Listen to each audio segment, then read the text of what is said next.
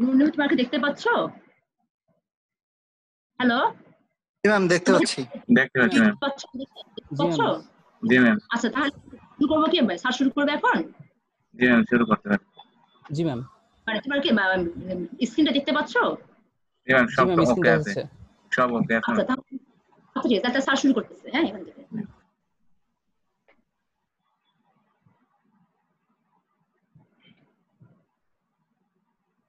আসসালামু আলাইকুম, শুভ সন্ধ্যা সবাইকে। আজকে তোমাদের জন্য নির্ধারিত আমি যে টপিক স্টাডি করেছি সেটা হচ্ছে management of the upper gastrointestinal tract bleeding. তোমরা সবাই শুনতে পাচ্ছ? হ্যালো। জি স্যার, শুনতেছি স্যার।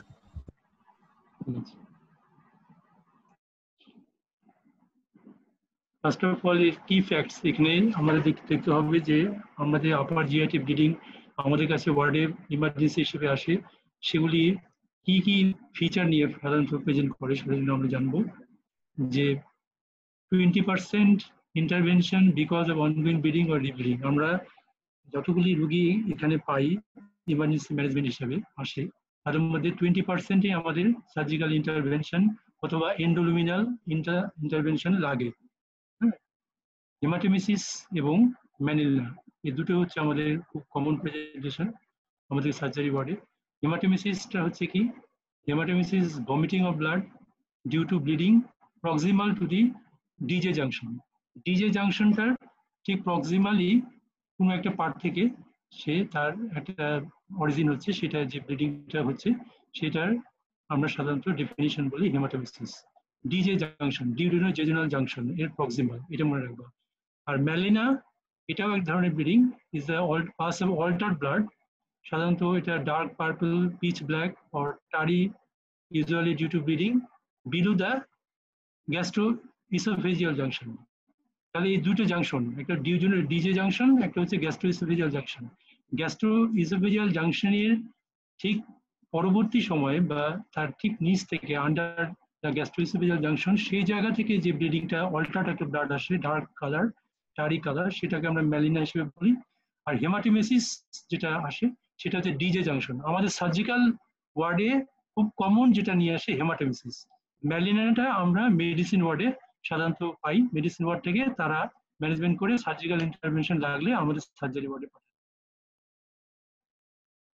খুব কমন প্রেজেন্টেশনের মধ্যে আমরা কিছু টিউমার, আমাদের জিআই ট্র্যাক্টের কিছু টিউমার, সেগুলি কিন্তু ইনভলভ থাকে যে জিআইটি হেমোরেজে, যার মধ্যে একটা কমন হচ্ছে কার্সিনোমা অফ দ্য প্যানক্রিয়াস। যদি কার্সিনোমা প্যানক্রিয়াসের যে গ্রোথটা এটা ইনভাইট করে ডিউডেনাল ওয়ালকে, ডিউডেনাল ওয়ালকে সারাউন্ডিং এ পুরো সার্কামফারেন্সিয়াল ডিউডেনাল ওয়ালকে যখন ইনভাইট করে তখন এটাও আপার জিআইটি হেমোরেজ করতে পারে।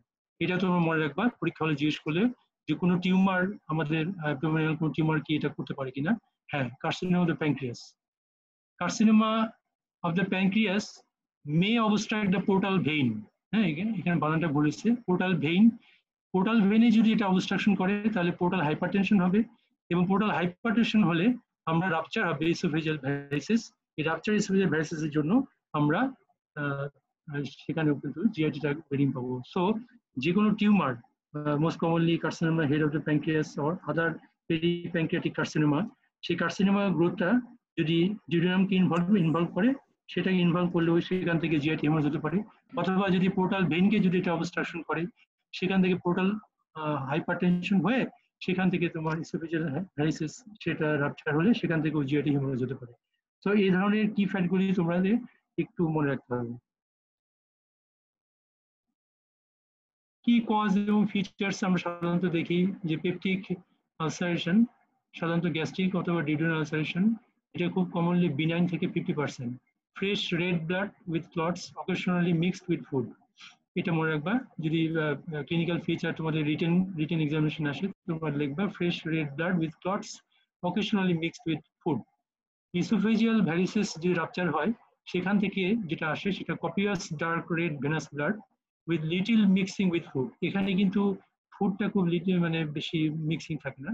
এবং এখানে কিন্তু ইসোফেজিয়াল ভ্যারিসিস রাপচার হলে features of the portal hypertension, অনেক ধরনের পোর্টাল হাইপারটেনশন ফিচার, যার মধ্যে একটা খুব কমন প্রেজেন্টেশন আমাদের থাকে বডি ওয়ালে, অ্যান্টেরিয়র অ্যাবডোমিনাল ওয়ালে ক্যাপুট মেডুসাই। এই ক্যাপুট মেডুসিটা আমরা এটা একটা ক্লিনিক্যাল ফিচার হিসেবে ধরি। ইসোফেজিয়াল ভ্যারিসেস রাপচার হলে এখানে জিআইটি হেমোরেজ হয়, ভিনাস ব্লাড, সেটা ক্যাপুট মেডুসি, এটা আমরা তাদের অ্যাবডোমেনে সার্চ করলে আমরা পেতে পারি। ইসোফেজিয়াল ট্রমা সাধারণত এটাকে ম্যালোরি ওয়েস্ট টিয়ার বলে। Small volumes of fresh blood, এটা ব্রাইট ব্লাড হবে, preceded by violent or prolonged vomiting or retching. এই রেচিং শব্দটা তোমাদের কাছে খুব ইম্পর্টেন্ট। রেচিং কি কি কন্ডিশনে হয় তার মধ্যে একটা হচ্ছে এই ইসোফেজিয়াল ট্রমা, হ্যাঁ, আরেকটা হচ্ছে প্যাঙ্কিয়াটিক, যে প্যাঙ্কিয়াটাইটিস অথবা তোমার প্যাঙ্কিয়াটিক কার্সিনোমা অথবা তোমার ক্রনিক প্যাঙ্কিয়াটাইটিস। এখানে কিন্তু ভমিটিং উইথ রেচিং, এই রেচিং শব্দটা তোমরা মনে রাখবে। এটা এক ধরনের নশিয়ার মতো, বাট এটা কন্টিনিউয়াস এবং পারসিস্টিং নশিয়ার মতো হতে থাকে। ভাস্কুলার মালফরমেশনস অর লেশনস, যার মধ্যে খুব কমন হচ্ছে ডুলাফয়। ডুলাফয় ডিজিজটা এটা তোমরা রিটেনের জন্য মনে রাখবা, এই বানানটা DIEULAFY, ডুলাফয় ডিজিজ। এটা একটা ভাস্কুলার মালফরমেশন, এটা থেকেও তোমার আপার জিআইটি ব্লিডিং হতে পারে। কিছু ফিস্টুলা, সাধারণত অ্যাওর্টার সাথে এন্টারিক যদি কোনো ফিস্টুলা থাকে, এখান থেকেও কিন্তু রাপচার হয়ে কপিয়াস ব্লাডেড ব্লাড, এবং অনেক সময় এটা খুব র্যাপিডলি ফ্যাটাল কন্ডিশন নিয়ে সার্জারি ওয়ার্ডে ভর্তি হতে পারে। কিছু প্রিডিসপোজিং এজেন্টস থাকে যার মধ্যে আমরা গ্যাস্ট্রিক এন্টারিক মিউকোসাল হেলথকে ব্যারিয়ারটাকে ধ্বংস করে, যার মধ্যে NSAIDs, steroids, alcohol intake, chronic alcohol intake, যারা পশ্চিমা বিশ্ব, যারা ওয়েস্টার্ন কান্ট্রিজে অ্যালকোহল ইনটেকটা খুব বেশি। মেজর ট্রমা, এখান থেকেও কিন্তু মানে যেটা তোমার সার্জিক্যাল ট্রমা নিয়ে আসতে পারে, সেখান থেকেও কিন্তু এটা প্রিডিসপোজিং কন্ডিশন হয়, অনেক সময় আসতে পারে। এবং ম্যাসিভ বার্নস, ম্যাসিভ বার্ন হলেও কিন্তু অনেক সময় জিআইটি হেমোরেজ হয়। Agents worsening risk of bleeding, anticoagulants. Anticoagulants কথাটা তোমরা অবশ্যই মনে রাখবে। Emergency management and resuscitation, patient আসলে আমরা কিভাবে ইমার্জেন্সি তাকে আমরা ম্যানেজমেন্ট করি। আমরা ফার্স্ট অফ অল তাকে একটা আইভি চ্যানেল ওপেন করি, লার্জ বোর আইভি অ্যাক্সেস, এবং তাকে আমরা crystalloid fluid up to 1000 ml দিব। এবং যদি ট্যাকিকার্ডিয়া হাইপোটেনসিভ থাকে অর্থাৎ ফিচার্স অফ শকে যদি থাকে, তাহলে আমরা তাকে ক্রিস্টালয়েড দিয়ে তাকে শুরু করব, ভলিউম লোড দেব। এই ভলিউম লোডটা আমরা পার কেজি পার বডি ওয়েট পার ml পার কেজি বডি ওয়েট হিসেবে আমরা দিব। ফার্স্টে আমরা 100 ml পার কেজি বডি ওয়েট থেকে দিয়ে থাকি, তারপরে পরবর্তী সময়ে আমরা 150 ml পার কেজি বডি ওয়েট দিয়ে থাকি, পরবর্তী সময় আমরা 20 ml পার কেজি বডি ওয়েট হয়ে আমরা এটাকে আমরা পারচেজ করি। তো ভলিউম লোডটাকে আমরা শুরু করব উইথ ক্রিস্টালয়েড ফ্লুইড দিয়ে। Only use O negative blood if the patient is in extremis. Patient যদি খুব এক্সট্রিম কন্ডিশনে আসে, তাহলে আমরা কিন্তু O পজিটিভ না, O নেগেটিভ ব্লাডটা আমরা রেডি রাখবো এক্সট্রিম কন্ডিশনে। Otherwise wait for cross match blood if transfusion needed. যদি এটা যদি তারা না থাকে, তাহলে আমরা ক্রস ম্যাচ করে রাখবো, যতক্ষণ ব্লাড না আসে আমরা O নেগেটিভ ব্লাডটা যদি পাওয়া যায়, আমরা অ্যাভেলেবল পাই, তাহলে আমরা সেটাকে আগে দিয়ে দেবো।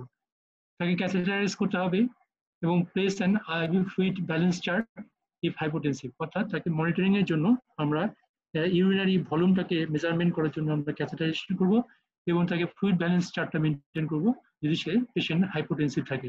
এবং তাকে সঙ্গে সঙ্গে ব্লাড পাঠিয়ে দিতে হবে ফুল ব্লাড কাউন্ট করার জন্য। এখানে হেমাটোক্রিট দেখতে হবে, WBC কাউন্ট দেখতে হবে। এখানে আমরা ইলেকট্রোলাইট দেখবো, এটা খুব ইউরিয়া এন্ড ইলেকট্রোলাইটস, এটা খুব ইম্পর্টেন্ট, যার মধ্যে খুব কমনলি সোডিয়াম এন্ড পটাশিয়াম, এই দুটো খুবই কমন পজিটিভ। এটা এবং লিভার ফাংশন টেস্ট যদি আমরা করতে পারি, যার মধ্যে অ্যালবুমিন এন্ড ক্লটিং ফ্যাক্টরস, এটা খুবই ইম্পর্টেন্ট। এবং সঙ্গে সঙ্গে in the mean time cross match at least 3 units of whole fresh blood. যদি হেমাটোমেসিস খুব বেশি পরিমাণে হয়, তাহলে আমরা at least 3 unit of fresh blood আমরা রেডি রাখতে বলবো। Always consider altering HDU or ICU if very unwell. Patient যদি খুব আনওয়েল কন্ডিশনে থাকে, যদি খুব শক কন্ডিশন থাকে, তাহলে আমরা HDU কেয়ার এবং ICU কেয়ার যদি আমাদের প্রোভাইড করতে পারি আমরা আমাদের ইনস্টিটিউটে, তাহলে সেখানে আমরা ম্যানেজমেন্টের জন্য পাঠাবো। মনিটর করবো আমরা pulse rate, BP and urine output by urinary catheter. এবং এখান থেকে এই সমস্ত রিসাসিটেশন, ফার্স্ট রিসাসিটেশন প্রোটোকলটা মেনটেন করার পরে পেশেন্ট যদি একটু স্টেবল হয়, তার যদি পালস, বিপি এবং তার ইউরিনারি আউটপুট যদি আমরা তাকে স্টেবল কন্ডিশনে আসে, তখন তাকে আমরা এন্ডোলুমিনাল স্যাংস্টেগেন ব্ল্যাকমোর গ্যাস্ট্রোইসোফেজিয়াল টিউব অর্থাৎ এন্ডোলুমিনাল টিউবটা দিব, এই এন্ডোস্কোপিটা করবো আমরা লাইফ সেভিং, এটা একটা লাইফ সেভিং রিসাসিটেশন ম্যানুভার। তো এটা মনে রাখতে হবে যে insertion of the Sengstaken Blakemore gastrooesophageal tube, এটা অনেক দাম। এটা আমরা এটা এন্ডোলুমিনাল সার্জন যারা ইন্টারভেনশনাল ইয়ে আছে, ডিপার্টমেন্ট আছে, ইএনটি ডিপার্টমেন্টের সাথে থাকে, তারা এটা করে। সেংস্টেগেন ব্ল্যাক পোর টিউব, এটা দিয়ে আমরা ওইটাকে সার্চ করি যে কোন জায়গা থেকে এটা গ্যাস্ট্রোএসোফেজিয়াল জাংশনে কোন জায়গা থেকে এটা ব্লিডিং হচ্ছে, সেই জায়গা থেকে এটা এন্ডোস্কোপিক ক্লিপিং অথবা আদার ম্যানুভারটা আমরা করে আসতে পারি, অথবা কটোরাইজেশন করতে পারি। ডায়াগনোসিস এস্টাবলিশমেন্ট করবো, ফার্স্টে আমরা রিসাসিটেশন করব, পেশেন্টকে আমরা এন্ডোলুমিনাল এন্ডোস্কোপি বা এন্ডোলুমিনাল আমরা সেংস্টেগেন ব্ল্যাক পোর টিউব করবো, সেখানে আমরা কিছু কটোরাইজেশন করতে পারি। তারপরে আমরা ডায়াগনোসিস এস্টাবলিশ করবো এবং আর্জেন্ট এখানে এন্ডোস্কোপি, এটা ইনভেস্টিগেশন অফ চয়েস। এবং এটা মনে রাখবা যে এন্ডোস্কোপি পেশেন্ট এস্টাবলিশ হওয়ার, তাকে যদি ক্লিনিক্যাল স্টেবল হয় তার 24 ঘন্টার মধ্যেই আমরা এন্ডোস্কোপি করার চেষ্টা করব, আমাদের ফ্যাসিলিটি যদি থাকে। আমরা দেরি করব না, কারণ 24 ঘন্টা পার হয়ে গেলে কিন্তু পেশেন্ট কন্ডিশন খারাপ হয়ে গেলে তাকে ল্যাপারোটমির দিকে আমরা যেতে হবে, তাকে ওটা যদি সত্যিকারের ম্যাসিভ ব্লিডিং হয় তাহলে আমরা সার্জিক্যাল ইন্টারভেনশন দিতে হবে। may require ongoing resuscitation with anesthesiologist present, anesthesiologist ডিপার্টমেন্টের উপস্থিতিতে আমরা রিসাসিটেশন প্রোটোকলটা চালু রাখবো। এই এন্ডোস্কোপি একসাথে এটা ডায়াগনস্টিক পারপাসে এবং বায়োপসি দুইটাই পারপাসে আমরা ইউজ করতে পারি। সো মনে রাখবা যে এন্ডোস্কোপি যেটা করা হয় আপার জিআইটি এন্ডোস্কোপি, এটা ডায়াগনোসিসও করা যাবে এবং এটা থেকে আমরা সার্চ করব, বায়োপসি নিতে পারি অ্যাপ্রোপ্রিয়েট। এবং এখান থেকে আমরা থেরাপিউটিক আমরা ইন্টারভেনশন দিতে পারি, অ্যাড্রিনাল ইনজেকশনটা এটা আমরা কন্টিনিউয়াসলি এখান থেকে দিতে পারি, এন্ডোস্কোপিক অ্যাড্রিনাল ইনজেকশন। এবং হিটার প্রোব কোয়াগুলেশন, ব্যান্ডিং করতে পারি, ক্লিপিং ভেসেলস। খুব কমনলি আমরা যেটা করি ভ্যারিসেস থাকলে আমরা ব্যান্ডিং করি, হ্যাঁ, এন্ডোলুমিনাল ব্যান্ডিংটা করি, এটা আমরা তোমরা পরীক্ষা হলে বলবো। অন্যান্য মনে না থাকলেও তোমরা ব্যান্ডিংটা বলবা যে ইসোফেজিয়াল ভ্যারিসেসের ম্যানেজমেন্ট কি, বলবো যে এন্ডোলুমিনাল তোমার ব্যান্ডিং। এনজিওগ্রাফি যদি আমাদের ফ্যাসিলিটিস থাকে এনজিওগ্রাফি করব। Occasionally suitable for active bleeding due to invasive intervention done in radiology department. So radiology ডিপার্টমেন্টে আমরা ইন্টারভেনশন, যে ইন্টারভেনশনাল রেডিওলজি ডিপার্টমেন্ট, সেখানে আমরা ইনভেসিভ ইন্টারভেনশন করতে পারি যদি আমাদের ফ্যাসিলিটিস থাকে। May allow selective embolization in some patients with recurrent bleeding. আমাদের কিন্তু ইন্টারভেনশনাল রেডিওলজিস্ট এখানে কিন্তু এই management of upper GIT bleeding বা রাপচার ভ্যারিসেসের দিনাজপুর মেডিকেলে আমাদের এখনো পর্যন্ত এস্টাবলিশ হয় নাই, আমরা রংপুরে রেফার করি, হ্যাঁ, এটা মনে রাখবো। May allow selective embolization in some patients with recurrent bleeding. যদি রিকারেন্ট পারসিস্টেন্ট রিল্যাপসিং ব্লিডিং হয় তাহলে আমরা সিলেক্টিভ এম্বোলাইজেশন করতে হবে with endoscopic manoeuvre. Early treatment, early আমরা মেডিকেল কিছু ম্যানেজমেন্ট করি, আমরা আইভি আমরা পিপিআই দিই, অমিপ্রাজল 40 mg আইভি, এবং তার যদি এনএসআইটিস যদি তার হিস্ট্রি থাকে তাহলে আমরা সমস্ত এনএসআইটিস বন্ধ করে দিব। ব্লাড ট্রান্সফিউশন দিব, লার্জ ভলিউম হিসেবে দিব, হেমাটোমেসিস যদি ড্রপ করে অথবা হেমাটোক্রিট যদি ড্রপ করে। Ensure the appropriate surgical team knows of the patient in case of surgical intervention required. তাহলে আমরা একটা অ্যাপ্রোপ্রিয়েট সার্জিক্যাল টিম আমাদের এখানে দরকার হতে পারে, যেখানে আমাদের ইন্টারভেনশনাল রেডিওলজিস্ট তারাও এখানে থাকবে এবং উইথ অ্যাপ্রোপ্রিয়েট অ্যানাস্থেসিওলজিস্ট তাদের, এবং এখানে জিআই আমাদের এখানে জেনারেল অ্যানেস্থেসিয়া দিয়ে এটা করতে হয়। সো এখানে অ্যানাস্থেসিয়া ডিপার্টমেন্টের উপস্থিতি করতে হবে। এবং এখানে নোন ও সাসপেক্টেড লিভার ডিজিজ যদি থাকে তাহলে আমরা অবশ্যই কনসিডার করব fresh frozen plasma to correct clotting factor abnormality. So এটা মনে রাখবা যে fresh frozen plasma with blood ট্রান্সফিউশনের সাথে সাথে ওইটা আমরা যদি তার ক্লটিং ফ্যাক্টরে যদি কোনো সমস্যা থাকে তাহলে আমাদের ফ্রেশ ফ্রোজেন প্লাজমাও কিন্তু রেডি রাখতে হবে, এটাও মনে রাখতে হবে। সার্জারি কখন দরকার হয়, এই পয়েন্টগুলি তোমাদের রিটেনের জন্য দরকার। তোমরা মনে রাখবা massive haemorrhage, persistent shock even after aggressive volume resuscitation. হ্যাঁ, যে আমরা অ্যাগ্রেসিভ রিসাসিটেশন করতেছি কিন্তু তার হেমোরেজ কন্ট্রোল হচ্ছে না, এটা পারসিস্টেন্স থাকতেছে এবং তার শক স্টেজটা আরো অ্যাগ্রেভেট করতেছে, তখন কিন্তু আমরা তাকে সার্জারি কনসিডার করব। Failed initial endoscopy treatment with ongoing bleeding. Endoscopy treatment আমরা করেছি এবং এটা কিন্তু তার কোনো মানে আউটকামটা সে ভালো আসে নাই বা তার আউটকামটা ফেল করছে, তখন কিন্তু আমরা সার্জিক্যাল ইন্টারভেনশনকে কনসিডার করবো।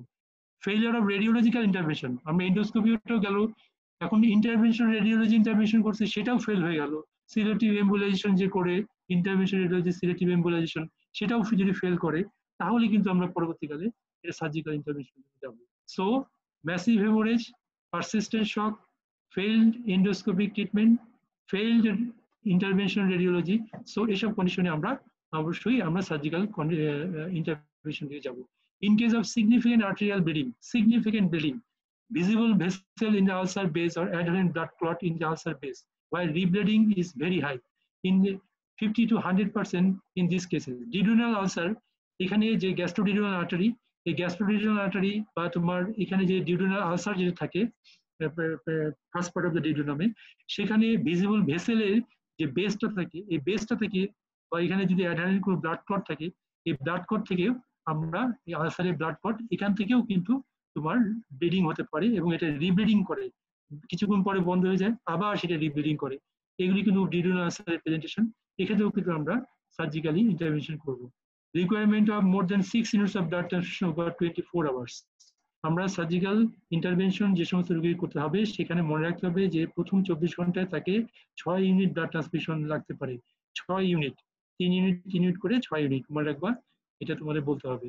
Previous history of ulcer bleeding, আগে তার আলসার ব্লিডিং এর হিস্ট্রি ছিল, সেখানেও কিন্তু তার এটা এই ক্ষেত্রেও তার আমরা কনসিডার করবো সার্জিক্যাল ইন্টারভেনশন। এবং পেশেন্ট ইন এক্সট্রিমস, আর তার এজ যদি মোর দেন 60 or 65 ইয়ার্স অফ এজ থাকে, patient with multiple comorbid conditions, patient অনেক কোমরবিড কন্ডিশন যদি থাকে সেখানেও কিন্তু আমরা সার্জিক্যাল ইন্টারভেনশন করবো। এবং ডকুমেন্টেড কোয়াগুলোপ্যাথি, পেশেন্টের যদি কোনো লিভার ডিজিজ থাকে এবং তার ডকুমেন্টেড যদি কোয়াগুলোপ্যাথি বা ক্লটিং ফ্যাক্টর ডিজর্ডার বা যদি কোনো অ্যাবনর্মালিটি থাকে তাহলেও কিন্তু আমরা এটা কনসিডার করবো surgical intervention. Ulcers located deep on the posterior and inferior wall of the duodenum in close proximity to the gastroduodenal artery, এই যে একটা লোকেশন, অ্যানাটমিক্যাল লোকেশন গ্যাস্ট্রোডিউডেনাল আর্টারি, এটার যে আলসারটা থাকে এটা deep in the posterior and inferior wall of the duodenum, এটার লোকেশনটা হচ্ছে posterior inferior wall of the duodenum, এইখানে যে আলসার লোকেশনটা থাকে এবং সেখানে কিন্তু গ্যাস্ট্রোডিউডেনাল আর্টারিটা উপর থেকে আপার থেকে এটা লোয়ার দিকে এটা রান করে, সেই জায়গাটাই কিন্তু রাপচার হয়ে কিন্তু ম্যাসিভ হেমোরেজ হয়। সো এই জায়গার আলসারের যে ব্লিডিংটা হয়, এই ব্লিডিংটি আমরা বন্ধ করার জন্য আমরা রেডিওলজিক্যাল ইন্টারভেনশনে যাব না, আমরা কোনো ইন্ডোস্কোপি ইন্টারভেনশনে যাব না, আমরা সরাসরি ল্যাবরেটরি করে আমরা একটা ভালো গুড সার্জিক্যাল টিম আমরা এটাকে অবশ্যই এটাকে এই ব্লিডিংটাকে বন্ধ করার চেষ্টা করব। Gastroduodenal artery haemorrhage is always considered to surgical intervention.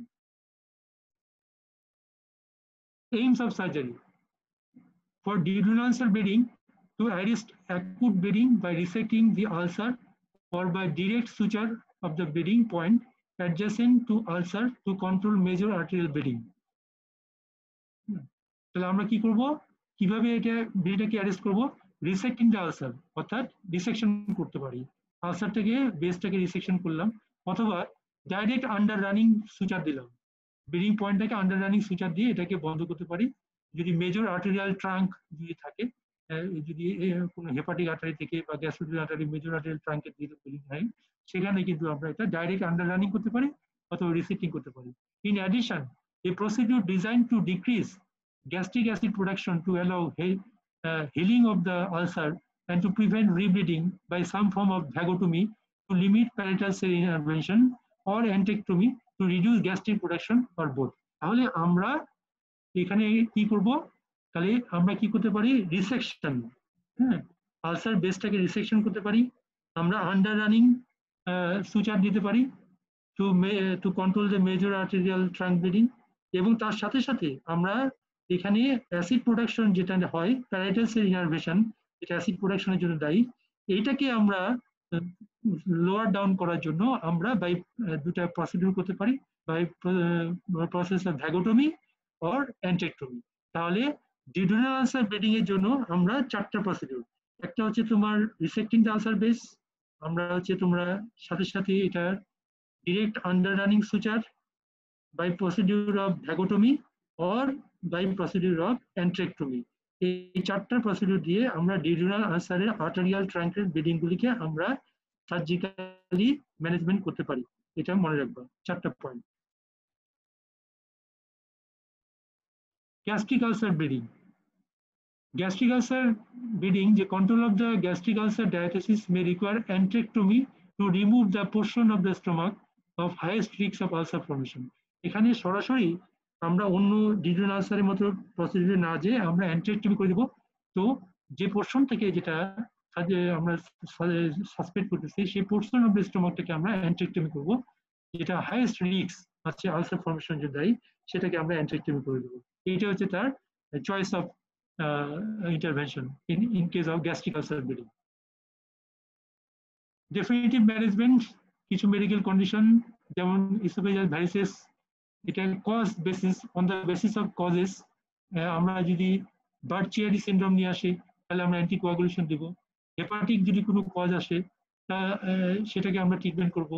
Chronic complication নিয়ে আসতে পারি, esophageal gastric varices নিয়ে আসতে পারি, সেখানে আমরা কি কি মেডিকেল ম্যানেজমেন্ট দেই, বেটা ব্লকার দেই, প্রোপানোল নাডেরল দেই। সেটা কি করে, টোটাল ভেনাস প্রেশারটাকে কমায়। এবং এটা রিপিটেড ইনজেকশন স্ক্লেরোথেরাপি আর ভ্যারিসিয়াল ব্যান্ড লাইগেশন, তাহলে আমরা কি করতে পারি, বেটা ব্লকার মেডিকেল ট্রিটমেন্ট আর স্ক্লেরোথেরাপি রিপিটেড করতে পারি, অথবা ভ্যারিসিয়াল ব্যান্ড লাইগেশন, এটা আমরা এন্ডোলুমিনালি করি। এবং এটা একটা আমরা একটা পোর্টোসিস্টেমিক শান্ট করে দিতে পারি ইফেক্টিভ, যদি আমাদের গুড সার্জিক্যাল টিম থাকে আমরা effective portosystemic shunts, splenorenal anastomosis বলে এটাকে, splenorenal anastomosis. Liver transplant may be considered for treatment if associated with severe liver disease. Severe liver disease থাকলে আমরা লিভার ট্রান্সপ্লান্টের জন্য কনসিডার করব। রেকটাল ভ্যারিসেস, রেকটামেও যদি ভ্যারিসেস থাকে তাহলেও কিন্তু আমরা injection sclerotherapy is a procedure of choice. Symptomatic splenomegaly or hypersplenism এই ফিচারটা যদি নিয়ে আসে আমরা পেশেন্টকে স্প্লেনেক্টমি কনসিডার করব। এটা ল্যাপারোস্কোপির মাধ্যমে করে যেতে পারি, অথবা ওপেন আমরা স্প্লেনেক্টমি করব, সেটা আমরা করতে পারি। অ্যাসাইটিস নিয়ে আসে, অ্যাবডোমিনাল অ্যাসাইটিস নিয়ে আসে, আমরা পেশেন্টকে মেডিকেলি ওরাল স্পাইরোলেক্টন দিতে পারি। In case of tense ascites, অনেক যদি খুব টেন্স অ্যাসাইটিস নিয়ে আসে আমরা প্যারাসেন্টিসিসটাকে কনসিডার করব। এবং তার সাথে সাথে যদি বেশি পরিমাণ প্যারাসেন্টিসিস করি তাহলে তার সাথে সাথে ইন্টারভেনাস অ্যালবুমিন রিপ্লেসমেন্ট অবশ্যই লাগবে, এটা অ্যালবুটিন নামে পাওয়া যায়। হ্যাঁ, অ্যাকুট কমপ্লিকেশন নিয়েও কিন্তু আসতে পারে। অ্যাকুট কমপ্লিকেশন অবশ্যই মনে রাখবা, এটা কোনো মেডিকেল ম্যানেজমেন্ট করা যায় না। Bleeding oesophageal gastric varices always consider surgery. So কিছু মেডিকেল কন্ডিশন বললাম, এগুলি Budd Chiari syndrome, hepatic causes, chronic complications, হ্যাঁ, রেকটাল ভ্যারিসিস, গ্যাস্ট্রোএসোফেজিয়াল ভ্যারিসিস, হ্যাঁ, symptomatic splenomegaly or hypersplenism, ascites, এগুলি মেডিকেল কন্ডিশনে এই ট্রিটমেন্টগুলি তোমরা মনে রাখবা। আর অ্যাকুট কমপ্লিকেশন যেখান থেকেই হোক না কেন, যেটা common presentation, bleeding oesophageal gastric varices হোক বা অন্য কিছু হোক, আমরা always consider surgery. Gastric or duodenal ulcer bleeding management, endoscopic coagulation এটা আমরা একটা করতে পারি, অর injection sclerotherapy may be repeated if suitable ulcer. যদি সুইটেবল আলসার কন্ডিশনটা যদি খুব সুইটেবল হয়, এটা যদি আগলি আলসার না হয়, ইরেগুলার আলসার না হয়, এটা সাসপেক্টেড কোনো লেশন না হয়, তাহলে কিন্তু আমরা এন্ডোস্কোপি আমরা ইন্টারভেনশন করতে পারি, কোয়াগুলেশন অর স্ক্লেরোথেরাপি। সার্জারি কখন করব, যদি প্রাইমারি ম্যানেজমেন্টটা ফেল করে অথবা যদি রিব্লিডিং করা হয়, that is unsuitable for attempted repeated endoscopy treatment. Rebleeding হলে এটা এন্ডোস্কোপিকে আমরা ম্যানেজমেন্ট করতে পারছি না, তখন কিন্তু আমরা সার্জারি কনসিডার করব। এবং সাথে সাথে তাকে হেলিকোব্যাক্টার পাইলোরি ইরাডিকেশন বা ট্রিপল থেরাপি, এটা কিন্তু অবশ্যই মেডিকেল ম্যানেজমেন্ট হিসেবে যে গ্যাস্ট্রোডিউডিনাল আলসার ব্লিডিং এ আমরা হেলিকোব্যাক্টার পাইলোরি ইরাডিকেশন থেরাপিটাও দিয়ে দেবো। এটা 7 দিন দেওয়া যায় বা 14 দিন দেওয়া যায়, বিভিন্ন কোম্পানি পাওয়া যায়, এটা আমরা দিব।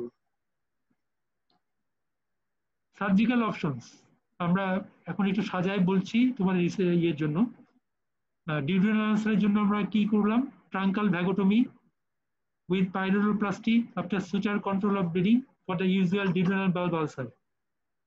Resection enterectomy with vagotomy if a giant ulcer of duodenal or extensive scarring and deformity of duodenum is encountered. তাহলে সাজায় আমি বললাম, এটা রিটেনে তোমাদের এভাবে লিখতে হবে যে ডিউডেনাল আলসার ব্লিডিং এর জন্য আমরা কি করব, ফার্স্ট চয়েস হচ্ছে ট্রাঙ্কাল ভ্যাগোটমি উইথ পাইলোপ্লাস্টি যদি তার স্ট্রাকচার বা স্কারিং থাকে, after under suture control of bleeding for the usual duodenal bulb ulcer. And second choice is resection enterectomy. Resection enterectomy with drainage procedure like vagotomy if a giant ulcer of duodenum or extensive scarring and deformity of duodenum is encountered. তাহলে এই দুটা procedure of choice, হ্যাঁ, first choice হচ্ছে অবশ্যই তোমরা বলবো truncal vagotomy pyloroplasty with suture control, আর second choice resection antrectomy vagotomy, এটা হচ্ছে তোমার সেকেন্ড চয়েস।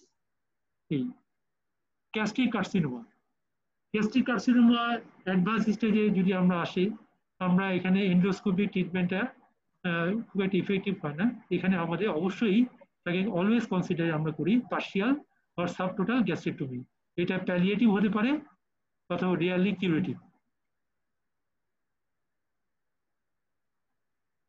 ইসোফেজিয়াল ট্রমা, এখানে আমরা ওরাল অ্যান্টাসিড দেব। Aortoenteric fistula surgery, aortoenteric fistula patient যদি আসে তাহলে আমরা সার্জারি কনসিডার করব if the patient survives beyond diagnosis, কারণ এটা খুব এমার্জেন্সি প্রেজেন্টেশন নিয়ে আসে। পেশেন্ট যদি সার্ভাইভ করে তাহলে আমরা সার্জারি আমরা টিম হিসেবে এটাকে কনসিডার করব। Surgical options for gastric ulcer bleeding. Gastric ulcer bleeding এ তোমরা রিটেনে এভাবে লিখবা যে distal gastric resection including the ulcer, distal gastrectomy including the ulcer base with Billroth 1 gastroduodenostomy, সরাসরি end-to-end anastomosis for the usual bleeding type 1 gastric ulcer located in the antrum or distal part of the body of the stomach with truncal vagotomy if coexistence duodenal ulcer disease or pre-pyloric gastric ulcer যদি থাকে তাহলে আমরা distal gastrectomy। তাহলে আমি কি বললাম? Distal gastrectomy including the ulcer base with Billroth 1 gastroduodenostomy কোন ক্ষেত্রে? যে ক্ষেত্রে যে গ্যাস্ট্রিক আলসারটা গ্যাস্ট্রিক অ্যান্ট্রামে অথবা distal part of the body of the স্টমাকে থাকে, সেখানে আমরা এই Billroth 1টা প্রসিডিউরটা করব। সাথে সাথে আমরা ড্রেনেজ প্রসিডিউর ট্রাঙ্কাল ভ্যাগোটমি ইফ কোএক্সিস্টেন্স যদি তার কোনো ডিউডেনাল আলসার ডিজিজ থাকে অথবা প্রি পাইলোরিক তার যদি কোনো গ্যাস্ট্রিক আলসার থাকে। Ulcer oversewing with biopsy or excision in conjunction with truncal vagotomy and pyloroplasty in high risk and unstable patients because of the risk of the rebleeding. যদি rebleeding এ যদি কোনো ইয়ে থাকে, যদি পেশেন্ট থাকে অথবা তার আনস্টেবল পেশেন্ট থাকে, হাই রিস্ক একটা আনস্টেবল পেশেন্ট, সেখানে কিন্তু আমরা ফার্স্টে আমরা কি করব, আলসারটা ওভারসুইং করব এবং তার সাথে সাথে বায়োপসি অথবা এক্সিশন করতে পারি, তার সাথে সাথে ট্রাঙ্কাল ভ্যাগোটমি উইথ পাইলোপ্লাস্টি, এই প্রসিডিউরটা আমরা করতে পারবো। ফার্স্ট প্রসিডিউর হচ্ছে distal gastrectomy with Billroth 1 gastroduodenostomy, second choice ulcer oversewing with biopsy or excision with truncal vagotomy and pyloroplasty. Preoperative preparation, এটা তোমরা মনে রাখবা, এটা আমরা আগেও বলেছি, একটু দেখে নাও। যেটা ভলিউম রিসার্সেশন করে 2 large bore peripheral intravenous catheter, হ্যাঁ, এই লার্জ বোর এনজি টিউব দিতে হবে। আমরা ওরোগ্যাস্ট্রিক টিউব বা ন্যাজোগ্যাস্ট্রিক টিউব বা orogastric tube should be placed to assess ongoing bleeding and to enable clot evacuation for subsequent endoscopy. Urine output should be assessed frequently as to guide volume resuscitation. Ulcer, urine immediate transport, then urine immediate transport to surgery is required. যদি আমাদের surgery immediately দরকার হয়, upper GIT endoscope should be perform to locate the source of the bleeding. ফার্স্টে আমরা করব যে আপার GIT endoscopy করে নিব, তার ব্লিডিংটাকে সোর্সটাকে দেখে নিব, তারপরে to achieve the endoscope haemostasis or clipping, যদি এন্ডোস্কোপটা দিয়ে আমরা হেমোস্ট্যাসিস করতে পারি অথবা ক্লিপিং করতে পারি যে এখান থেকে ব্লিডিং রয়েছে যে ট্রাঙ্কটা থেকে, অথবা এই এন্ডোস্কোপি পেশেন্ট সার্জনকে গাইড করবে যে ল্যাপারোটমি দরকার আছে না নাই। The patient should be monitored and cared for in the ICU with systemic arterial pressure monitoring. তাহলে আর্টেরিয়াল ক্যাথেটার দরকার, আর্টেরিয়াল ক্যাথেটার দিয়ে আমরা আইসিইউতে আমরা পেশেন্টকে সিস্টেমিকলি আর্টেরিয়াল প্রেশারটা মনিটরিং করব কনস্ট্যান্টলি। কোয়াগুলোপ্যাথি যদি থাকে পেশেন্টকে আমরা ফ্রেশ ফ্রোজেন প্লাজমা দেবো, প্লেটলেট দিব। If the patient continuous bleeding massive